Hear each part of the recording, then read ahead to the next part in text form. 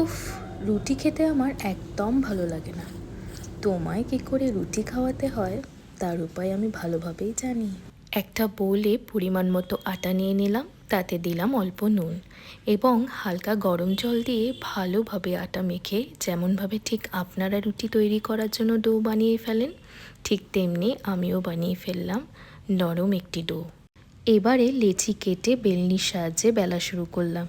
জানেন, এটা আমার 3 নম্বর প্রচেষ্টা।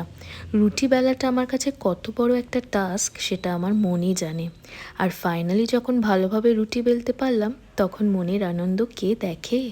মিডিয়াম সাইজের একটা গোল বাটি মাঝখানে বসিয়ে প্রত্যেকটাকে একই সাইজের রাউন্ড শেপ দিয়ে দিলাম। রুটি বানানোর সাহস আমার বরাবরই কম।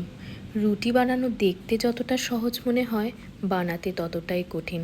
হয়তো বানাতে বানাতে একদিন আমিও প্রথম প্রচেষ্টায় ভালো রুটি বেলতে পারবো, তাই না? তার আস্তে আস্তে ফুলে ওঠা দেখে মনে হচ্ছিল ঠিক পথেই যাচ্ছি। রুটি শেখা শেষ হয়ে গেলে তৈরি করে নেব পুর।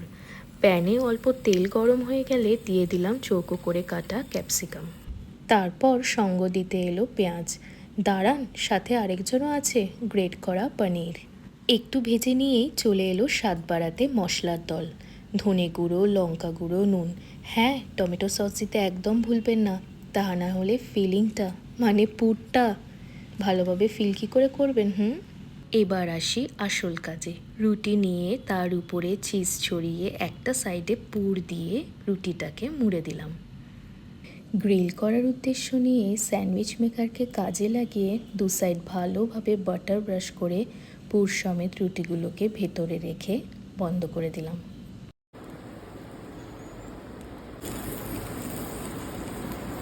এতক্ষণে নিশ্চয়ই বুঝেই গেছেন আমি ঠিক কী বানিয়েছিলাম গতকাল। গ্রিলড পনির টাকোস। আপনার প্রিয় মানুষকে আমার এই রেসিপিটা বানিয়ে খাওয়াবেন, আর তার মনের কথা হবে, বসে বসে ভাবি আমি সারাদিন কি করে মেটাবো তোমার এই ঋণ। বাই।